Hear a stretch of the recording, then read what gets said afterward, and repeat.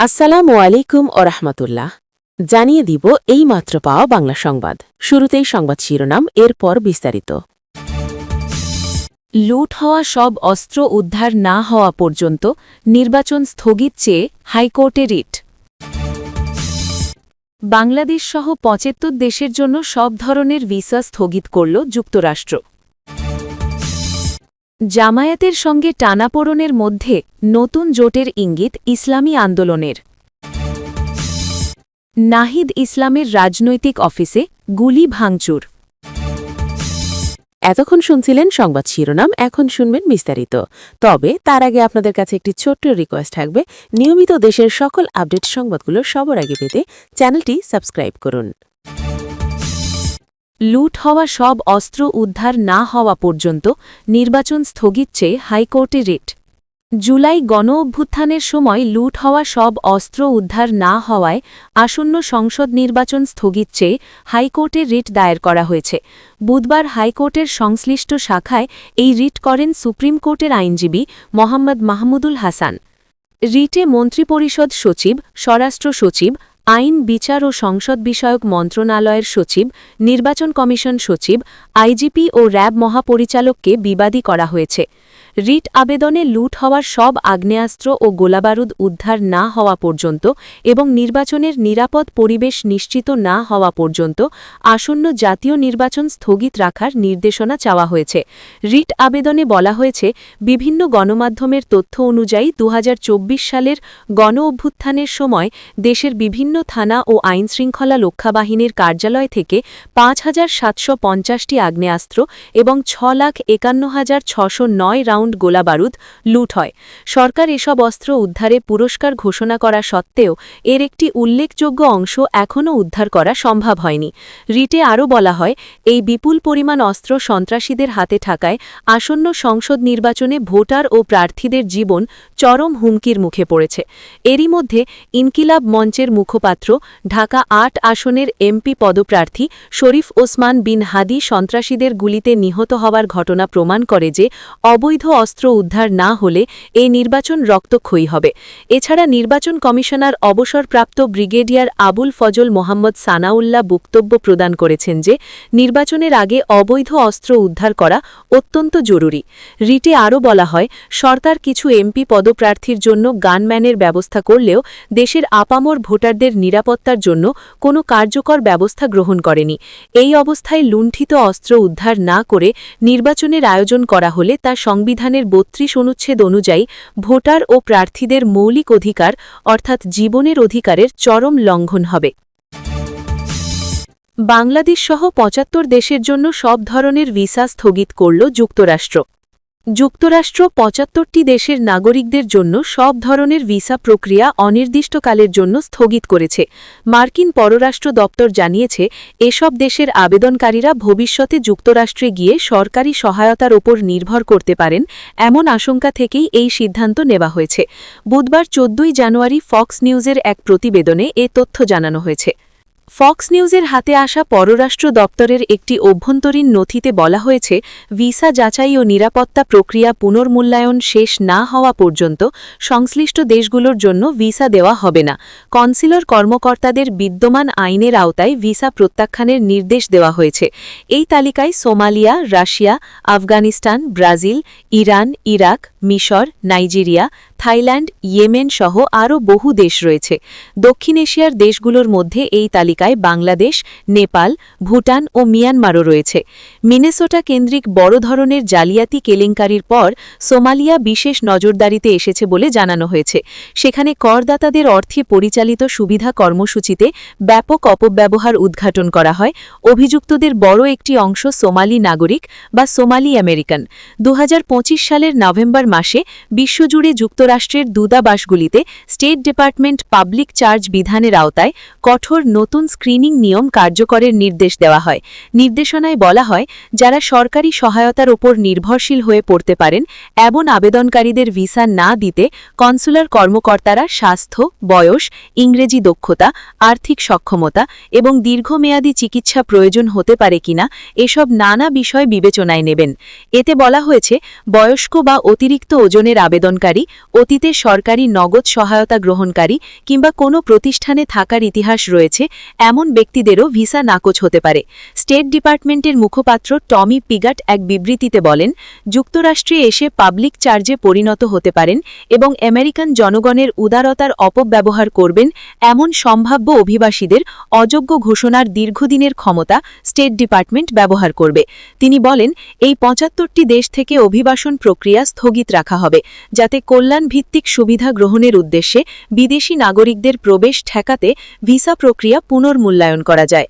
দীর্ঘদিন ধরে public charge বিধান থাকলেও এর প্রয়োগ প্রশাসন ভেদে ভিন্ন ছিল এবং কনসিলার কর্মকর্তাদের ব্যাপক বিবেচনাধিকার ছিল। নতুন স্থগিতাদেশে ব্যতিক্রম হবে খুবই সীমিত এবং তা তখনই প্রযোজ্য হবে যখন আবেদনকারী পাবলিক চার্জ সংক্রান্ত সব শর্তে উত্তীর্ণ হবেন।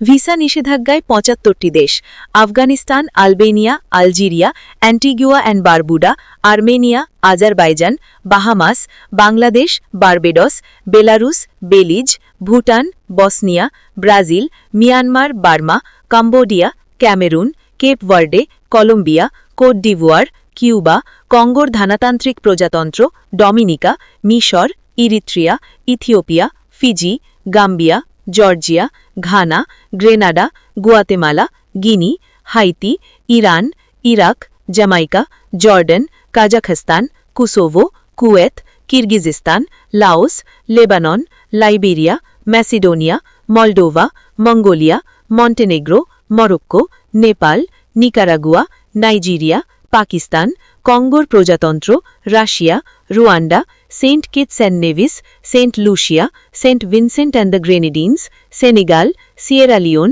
সোমালিয়া, দক্ষিণ Sudan, Sudan, Syria, Tanzania, Thailand, Togo, Tunisia, Uganda, Uruguay, Uzbekistan ও ইয়েমেন।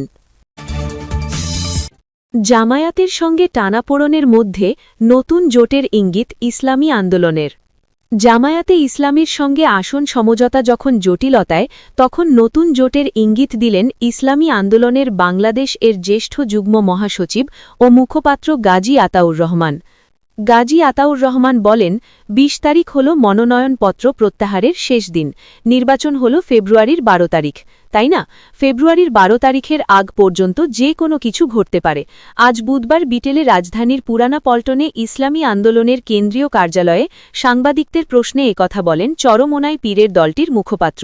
তার ভাষ্যে, তাদের প্রতি যাদের শ্রদ্ধা রয়েছে তাদের সঙ্গে আলোচনা চালিয়ে যাচ্ছেন তারা। আগামী ১২ই ফেব্রুয়ারি অনুষ্ঠিত ত্রয়োদশ সংসদ নির্বাচনে তাদের দলের জামায়াতের জোটে থেকে অংশ নেওয়ার কথা ছিল। আজ বিকেলে এই জোটের ১১টি দলের কে কোন আসনে প্রার্থী হবেন তা ঘোষণা করার সংবাদ সম্মেলনও হওয়ার কথা ছিল, কিন্তু শেষ মুহূর্তে তা স্থগিত করা হয়। আসন নিয়ে মতৈক্য না হওয়ার কারণেই এই সংবাদ সম্মেলন ভেস্তে গেছে বলে দলটির সূত্রে জানান। ইসলামী আন্দোলন ৫০টি আসন চাইছে, কিন্তু জামায়াত ৪০টির বেশি আসন ছাড়তে রাজি নয়। এ নিয়ে ইসলামী দল দুটির সমঝোতা আটকে যায়। জোটের আসন ভাগাভাগির নিয়ে সংবাদ সম্মেলনে গাজী আতাউর রহমান বলেন, আশা করা হয়েছিল মনোনয়নপত্র প্রত্যাহারের আগে সবকিছু ঠিক হয়ে যাবে, কিন্তু গতকাল মঙ্গলবার পর্যন্ত সেটি হয়নি। উদ্ভূত পরিস্থিতিতে গতকাল বৈঠক করে দলের সব স্তরের নেতাদের মতামত নেওয়া হয়েছে, মাঠের তথ্য নেওয়া হয়েছে, প্রার্থীদের কথা শোনা হয়েছে। এসব বিষয় নিয়ে কথা বলতে আজ তাদের মজলিসে আমেলা বা দলের নীতি নির্ধারণী ফোরামে বৈঠক হয়েছিল। যাদের নিয়ে শুরু থেকে পথ চলা, তাদের সঙ্গে ইসলামী আন্দোলন যোগাযোগ করছে। ওয়ান বক্স পলিসির আওতায় আগামীর পথ চলা কেমন হবে তা নিয়ে আলোচনা চলছে জানিয়ে তিনি বলেন, ২-১ দিনের মধ্যেই চূড়ান্ত সিদ্ধান্ত জানানো হবে।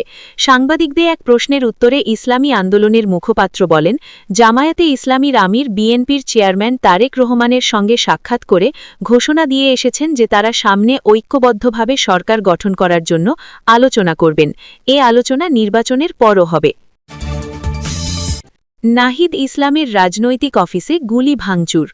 রাজধানীর বাড্ডা এলাকায় জাতীয় নাগরিক পার্টির আহ্বায়ক নাহিদ ইসলামের রাজনৈতিক অফিসে গুলির ঘটনা ঘটেছে।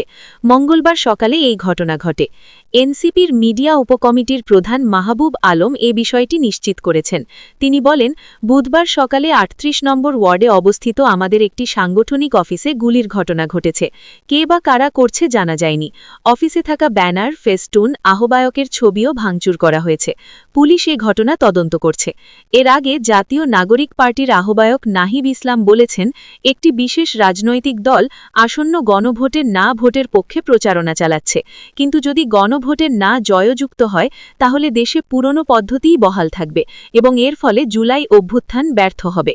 মঙ্গলবার ১৩ই জানুয়ারি রাজধানীর বাংলা মোটরে এনসিপির কার্যালয়ের সামনে গণভোটে হ্যাঁর পক্ষে প্রচারণার ক্যারাভান উদ্বোধনকালে তিনি এসব বলেন।